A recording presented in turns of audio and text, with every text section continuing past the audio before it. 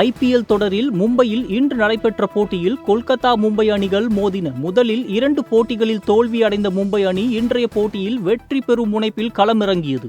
அதன்படி டாஸ் வென்ற மும்பை அணி பந்து வீச்சை தேர்வு செய்தது. இதனை அடுத்து முதலில் ஆடிய கொல்கத்தா அணி மும்பை வீரர்களின் பந்து வீச்சை சமாளிக்க முடியாமல் திணறியது. அடுத்தடுத்து விக்கெட்டுகளை பறிகொடுத்த கொல்கத்தா அணி 16.2 ஓவர்களில் 116 ரன்களுக்கு சுருண்டது. அந்த அணியில் 5 வீரர்கள் மட்டுமே இரட்டை இலக்கு ரன்களை எடுத்த நிலையில் அதிகபட்சமாக ரகுவன்ஷி 26 ரன்கள் எடுத்தார். மும்பை தரப்பில் சிறப்பாக பந்து வீசிய அஸ்வனி குமார் 4 விக்கெட்டுகளை வீழ்த்தினார். இதனை அடுத்து எளிய இலக்குடன் களமிறங்கிய மும்பை அணியில் ரோஹித் சர்மா 13 ரன்களில் ஆட்டமிழந்த நிலையில் ரியான் ரிக்கல்டன் அதிரடி ஆட்டத்தை வெளிப்படுத்தினார்.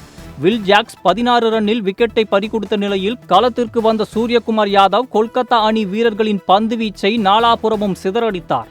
அதிரடியாக ஆடிய சூரியகுமார் யாதவ் 9 பந்துகளில் 27 ரன்கள் குவித்தார். ரிக்கல்டன் 41 பந்துகளில் 62 ரன்கள் குவித்து கடைசி வரை ஆட்டமிழக்காமல் சூரியகுமார் யாதவுடன் களத்தில் இருந்தார்.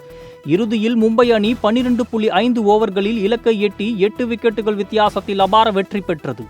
இதன் மூலம் 2 தோல்விகளுக்கு பிறகு முதல் வெற்றியை பதிவு செய்துள்ள மும்பை அணி புள்ளிப்பட்டியலில் கடைசி இடத்திலிருந்து 6வது இடத்திற்கு முன்னேறியுள்ளது.